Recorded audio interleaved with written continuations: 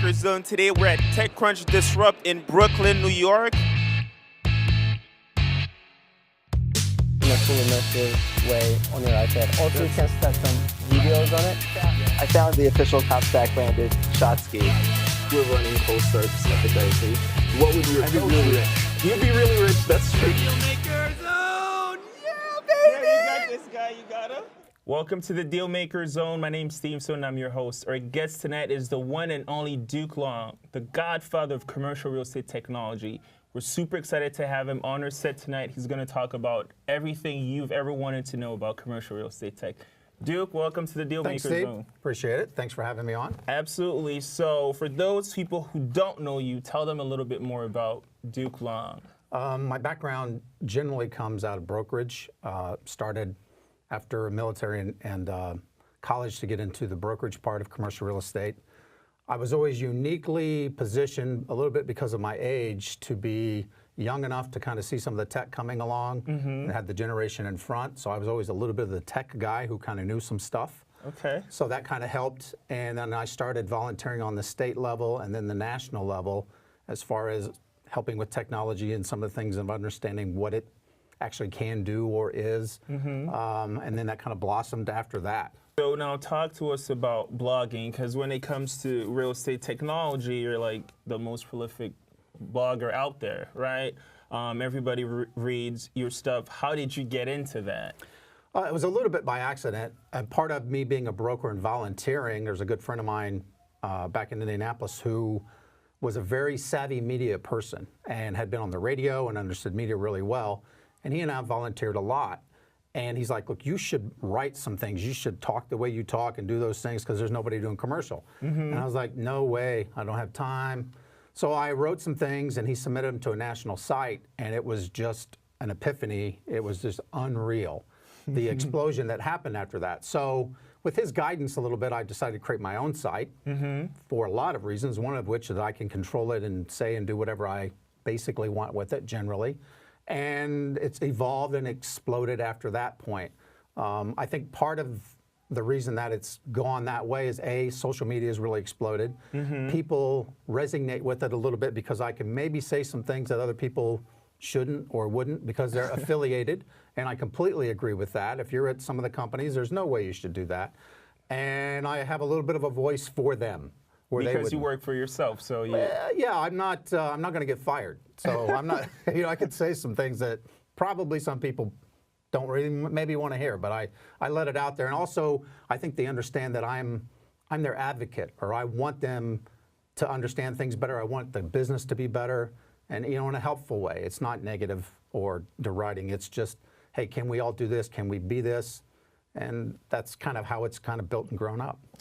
So one of the benefits of writing your blog is that it exposes you to a lot of early stage startups, a lot of commercial real estate tech entrepreneurs. You got to know them, saw them when they were getting going. So what is your thought in terms of how the space has evolved?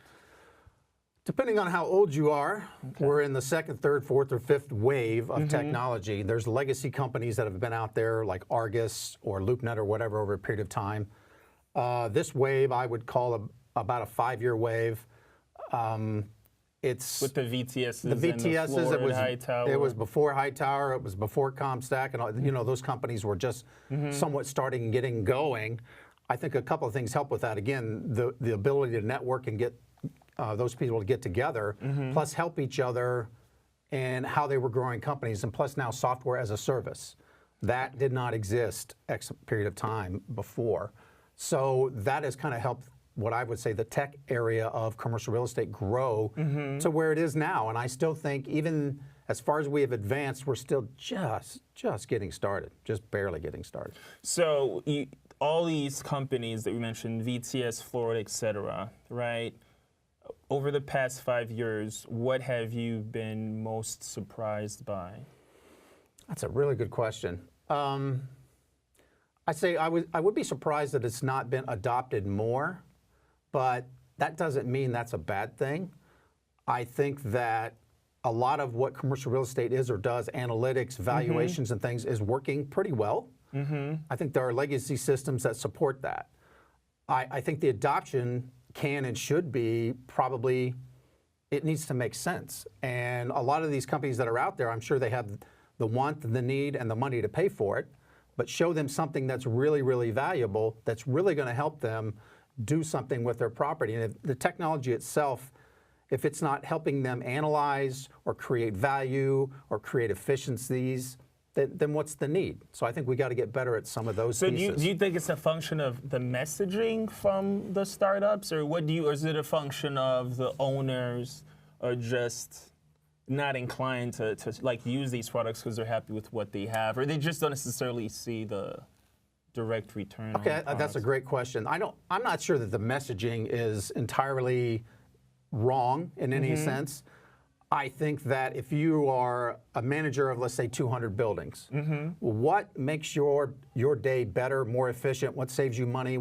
How do you justify the money that's coming in? Those legacy systems are still working. Some of the companies, as we had mentioned, like VTS and some of the others, are now showing them there's value beyond where they're at to get it there. So I think they do need to be better at their messaging. I do think they need to give those owners a better chance of succeeding, because let's say you're at one of these bigger companies, CBRE or whatever, how many products can you actually implement every year? How many can you really target and say this is going to really affect what we're doing on? And we're talking on a global scale here, global scale, not just New York or not just, Iowa or whatever.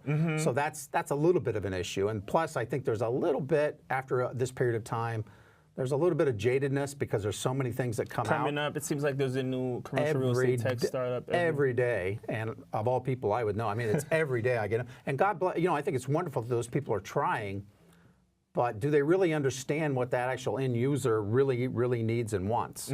Really needs and wants. In your answer, you kind of went to my next question, which was, what has been the most disappointing thing? Not from the standpoint of adoption from the real estate community, from the standpoint of the actual startups, the entrepreneurs and the businesses, how they're being built. Is there anything that you see that's been a disappointment? I would say I'm disappointed because there's two ways to look at it. When you start up, you're like, okay, how do I get some people together? How do I go make money? Usually you try to find that basic pain point or problem and go fix that. That's great, but I don't think that they're going large enough and trying to ultimately change the entire marketplace, which is very hard to do.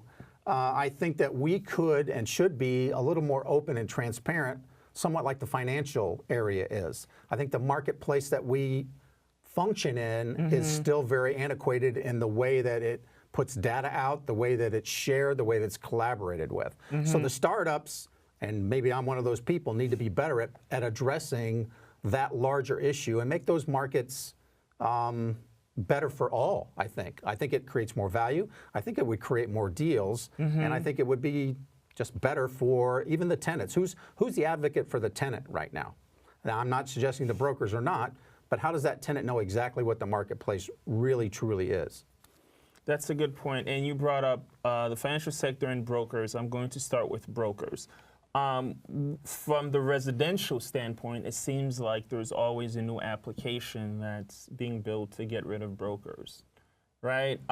It hasn't yet happened. You still need brokers, but the thought process on the residential side is that eventually you won't necessarily need a broker to rent an apartment or buy a home. But on the commercial side, it doesn't seem to be that way. It seems that a lot of applications are built in support or to collab to help the broker do the business better. Why do you think that is? Good, excellent questions. From a residential standpoint, obviously it's a huge, purchase for a couple or a person in their lifetime, okay? And I get that. And I think they feel like there's a way, a lot of that data is more transparent. There's a system that allows that to happen that maybe takes, what's the word I want to use here in the right way, takes a little bit of that big number out of there and makes that process a little more seamless and professional. In commercial real estate, I think those efficiencies can be there, but the key to the brokers, the key to the brokerage part is that if you understand commercial real estate is 100%, 25 or 30% of that is transactional. That's where the brokers are, okay? And those brokers, you can disinterminate them a little bit, but they are the linchpins that create transactions that make a lot of the rest of the money in commercial real estate. And the money in commercial real estate is the managing, the acquiring, the owning of the buildings themselves. So I think you can make that process more efficient. Do you ever eliminate the broker completely? I can't see that yet.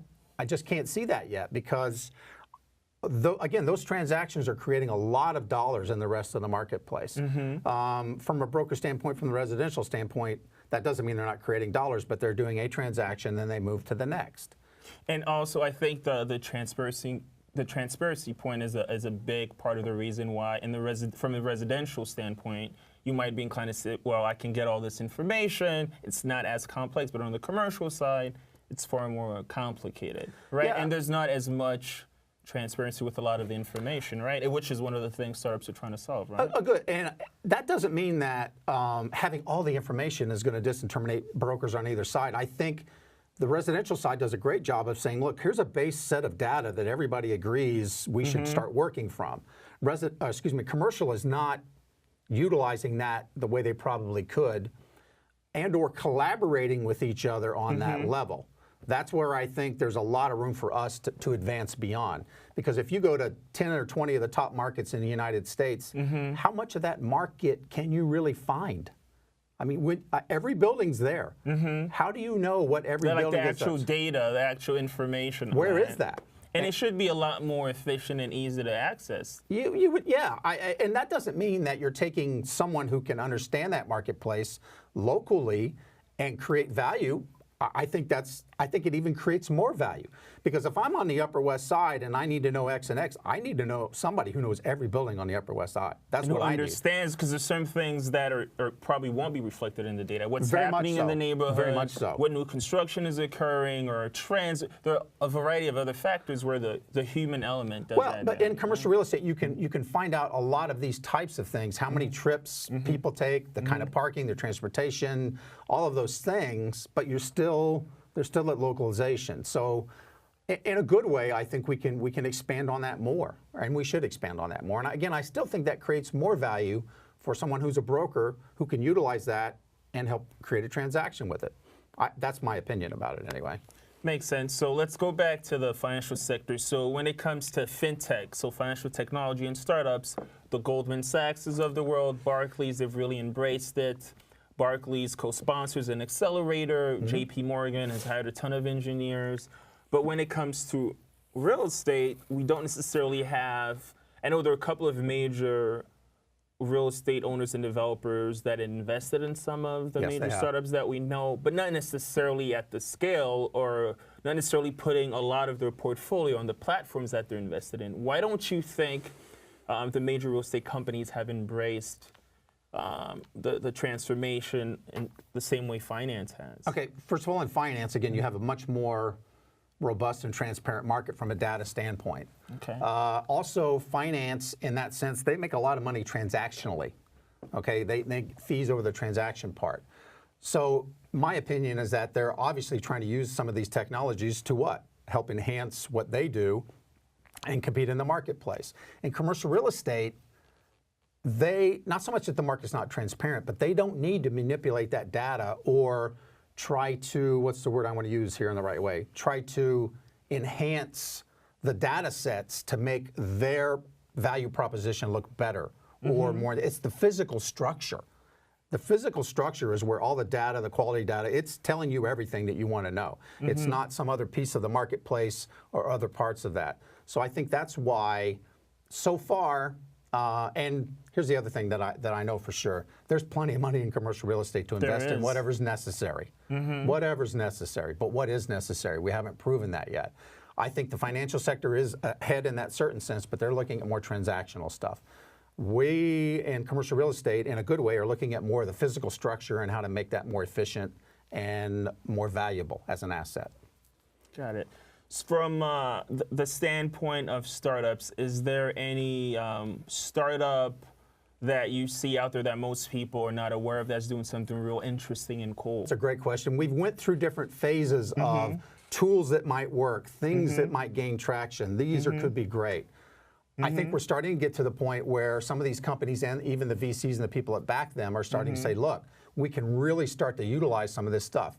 Now, one that we would know of and be familiar with, which is pretty interesting, is Floored or Matterport or someone like that, where they're using the visual or the 3D visual now to not only market, but there are going to be other sets of data to do. And they've just got some kind of alliance or whatever term you want to use with CBRE, which they're huge. And I think that's great. Where 5 years ago, not only could that not happen, it didn't even exist. So they're forward thinking in that sense. To answer your other question, there's probably 2 or 3 that I would really hope that they would, A, get bigger and broader and push out. But there's just not, part of the issue is you can invest in companies, but where is your return on those companies? We're still so early that what companies have been sold, what companies have been bought, who's bringing along that really exciting technology that's really worth investing in. There aren't that many out there. It's just not yet. And the reason I'm asking is because, you know, you're at the pulse of this, so maybe there's somebody out there if I don't know them before they get out, then I'm not doing my job. I still think there's so many basic things that we can do better. That can be done with the crop that we have. I really do. I mean, how some of these humongous REITs and some of these huge institutional owners, they don't even know really how efficient their HVA systems are. And you think they would. But how are they actually monitoring those? How are they gathering that information? And I'm not suggesting they're not, but I think we could even be better at that. And if you look at the physical structure, that's a heck of a thing to try to be more efficient at, which is very boring and not flashy, but really important for commercial real estate. So I think there's some companies addressing those issues more than we're going to have a 3-dimensional drone fly in and look at the building, which is cool. Yeah, and we could do that. But it's about the return on it's about the HVAC and some of those kinds of things. So it's, again, it's not as sexy as you would think it would be, but I still think we can push those things beyond. And I think once we open the market transparent with data and stuff, it'll get a lot better in that sense. I have a question on a different aspect of technology. So last year, one of the big topics of conversations was diversity in tech, that there wasn't enough diversity, and all the major companies put out their data. It's something they're actively working on. Although they have a lot of progress to make, at least acknowledge it. In the real estate world, it's not even something that comes up. Why do you think it's like completely different? That is, first of all, I don't know why it would be or would, you know, it's, how do I want to put this? There is no barriers for entry for anything or anybody. Having said that, let's sit right here and say it. It is dominated by white old males, without a doubt. Okay, period. Now, the companies that are coming along, these younger startup companies, because of, I think, demographics and age, are very, what's the word I want to use in the right way? Just normally diverse in the society that we're in. The people that they're selling to, the people that they're dealing with are in that other demographic, boomers. And that's to me, that's part of the problem. It's working for them. It's always worked for them. It's always going to work for them. And they're going to do business with themselves all the time. And you know I've written this stuff, right? No, you have. And the reason I was asking is because I found it, because I'm in both worlds too, and I just find it fascinating that in technology, it's something that's talked about. In the real estate world, it's not even addressed. Like, if you brought it up at your company, they wouldn't know what you're talking about. They probably don't. I'm like, what does that have to do with the return on investment? I've got 5 people over here I talk to, I have no idea. It's just people. It's true, but I would agree. I just think it's fascinating that in the real estate world, it's not talked about, but it's something that I think has a big part to play, and especially because when you think about real estate itself as an industry, it affects all aspects of our lives, from where you live to where you shop to where you work. Everything. So you would think that from a standpoint of, let's say, how you're designing stuff, right? Like, we have this new thing with WeWork co-living spaces, I love et cetera, which is like a totally new concept. I have no idea how, when things are designed, what's taken into account. I don't know if different genders or ethnicities or religions may impact how you design or think about, let's say, housing, right? So I think from that, maybe there's an opportunity there. I don't know, but I'm just trying to think out loud here. Okay, right? And here's something that I've thought about, and I certainly have written about it. Guess what? The building doesn't care. Who occupies the building? Who uses the building? How does the building function? That structure is just going to be there. The people part of it, that's part of the problem, because there is no mandate, there is no reason to change it somewhat. Having said that, The people, thank you for bringing up WeWork.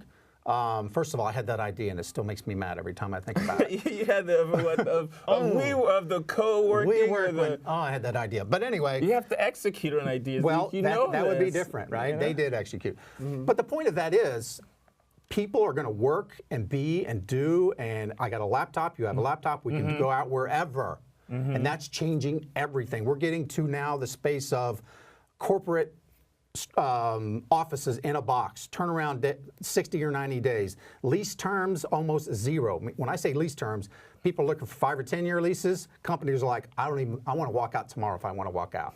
So it's changing in that way, and the way people are using and functioning within that are changing, and I think that's fantastic. Because it's just a box or just some space. No, it is. So I think there's some openness. To answer your question, there is none. I agree. There's nothing that addresses that issue within real estate at all. There is none. I'm not saying I don't know why they're not. There just is none. Yeah. There's no denying that. No, that's true. Now, assuming you're a young person watching the show, you want to start your own company, or let's say start a tech firm, what sort of advice would you have for that person? First of all, you got to know the marketplace really well. And what is that marketplace? Just because you go and try to lease a space and it's a bad situation does not give you an idea of exactly what's going on. And if I hear that one more time, I'm like, really, that was enough for you to drop everything and create a company? Start a company because you had a bad customer service. Yeah, you're like, wow, you know, I could have started Netflix because I didn't like that movie. I mean, come on, we're talking about physical structures. First of all, there's a bigger and more developed ecosystem than there ever was. You and I would have never met without that ecosystem growing, be it online, social media, or whatever. So you can tap into that system now. There are companies that are getting more mature, so there's ways to see how they've done it and generally how they've worked it a little bit. I think that's another thing you could do with it. If you got a great idea, when I say a great idea, there's plenty of funding. If you don't have a great idea, guess what? There's no funding. I mean, that's part of it. Do you think it's just the idea that you need to? Okay, so you have team. You have idea, and then team is 70%. Team is 70%. 70%. Okay, so how does Duke Long look at teams? What do you want on that team? Well, first of all, the ones that I've seen that work so far, they have some real estate background. They understand the market. They understand who they're trying to sell to. Okay. Then the other thing is the pain point. What problem are you really trying to solve? Other than the fact that, wow, this elevator doesn't work right. Okay. Or my lease is not X. So what is that problem you're trying to solve? And if you have a really strong team that can do engineering, that can sell, that can understand the marketplace, that's looking good. So give me that team. Give me a reason to have confidence in that team. Then the idea is pretty good. You can start working on that. You can start changing. And we brought up VTS 2 or 3 times. They've totally pivoted from where they were at the beginning. And obviously they've raised a lot of money. The team had a lot to do with it. That's why they raised many other things. So develop the team first, get that really good idea, start going to your actual potential customers. They will tell you what they need or not. Do you think for me to go to the customer, I need to have an actual product? Even if it's a SaaS, can I go with like mock-ups and start showing the company? I would say hey, this is what I'm trying to build. But then they're going to want to see an actual working prototype. How advanced does this prototype have to be? Do you think to like get, let's say, letter of intent saying, yes, I'm going to use? That's an excellent question. If you came to me and said, look, I've got 5 companies or 5 users of this, and they're X, they're Boston Properties, they're somebody, they'll give you pilots, you know, or X brokerage here in New York is doing X. That gets my attention, because then maybe I can go to them and get feedback. Maybe they can say, this really works, but if we can do this. There's a fine line, though, between this product's really going to be great, or I become the engineering shop for this little company because they can't do X. And you don't want to become their engineering shop. So if you're going to show me that quality team, you're going to show me there's some customers who really want to use it, and maybe pay, now we're talking. Now we're talking. So talk to me about Pure Ventures. Basically what we're doing, we've got 2 different ways that we look at companies. To get companies to put into the fund, it's harder than you think, because there are obviously regulations and the way that we want the fund itself to perform. So we've got to get companies that are somewhat developed, have customers, have paying customers, and that are growing and developing. We've also found a niche of companies just like you talked about that really need some help, that need to understand in the space and maybe need some seed money, maybe need this level of X. So there's actually two markets. And in venture capital, you have what they call a nano fund, which is 50 million or less, which sounds like a lot, but in venture capital, that's not a lot. It's a lot to me. I know it is to me. It's a lot of money. But even those smaller funds, if you're a venture capitalist, it's hard to make money with that. But how else do you fund, and especially where we're at in real estate, how do you really get those good companies and those good entrepreneurs like yourself to grow and go? Okay, how else are you going to get there? If I have my other fund that says, look, unless you've got 3 million in ARR, you've got this, I can't touch you. Well, how do you get there? Yeah. So we found both sides of that. So we're working both of them a little bit, and they get to the other part of the fund, fine. Right now with real estate, right now, so a lot of really good companies are out there, and there is not a barrier to financing at all. Let me put it that way. And the reason I'm not being negative about this is my lawyer, or some people that I know that are really smart, said, look, there's a couple ways you can do this. Put a website up, you can put all the logos up, you can tell everybody what you're doing, or you can just go out and work with companies, help them grow and go and say nothing. Do no interviews, do no anything, and the companies, they're going to kind of talk for you on, and it's going to be, and that has worked so well for us. So I'm not being negative and saying, oh, we're not going to tell you X. Okay. But maybe that word of mouth is helping us a little bit better. Because if you want to go out and I invest in you, you want to tell everybody, that's great. You know, that's great. But right now, on the scale that we're doing things, I can probably only deal with 7 or 8 companies. So it's tough. So I go from 100 companies to 50 to 20 to 10. Who gets in my 10? That's pretty tough to get there. And you want to do this you want to do 10 a year, or is it 10 for your fund? Probably about 10 a year, because in a fund it goes 3 to 4 years. So could I get 40 of these companies in 4 years? That would be a lot. That would be a lot. So it's probably going to be a little less than that. But if I'm not working with at least those many, then what are my chances of getting really good ones? A little bit of odds there. Some of them are not going to make it. Some of them are going to switch. Some of them, the teams are going to change. You know, that's just normal part of venture capital. So I also know that there's plenty of money on the outside waiting for this to grow. I really do. And that's been voiced to me many times. Some of the best companies that got started, they had their funding from commercial real estate companies. That is a really good source. So if they're anchoring you and giving you a little bit of credibility, that's a really good way to go also. That's how some of the companies we've talked about, that's how they got going. They got the money from it.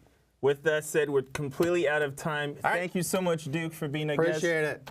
I love what you're doing. Thanks so much. You're doing a great job. I appreciate it. Thank you.